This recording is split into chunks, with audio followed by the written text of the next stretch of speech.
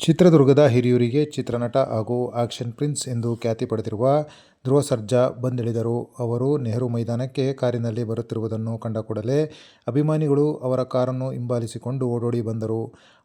ಅವರಿಗೆ ಜಯಘೋಷಗಳನ್ನು ಕೂಡ ಹಾಕಿದರು. ಅವರು ಕಾರಿನಿಂದ ಇಳಿಯುತ್ತಲೇ ಅವರನ್ನು ಮುತ್ತಿಕೊಂಡು ಕೇಸರಿ ಶಾಲು ಹಾಕಿ ಅಭಿನಂದಿಸಿ ಗೌರವಿಸಿದರು.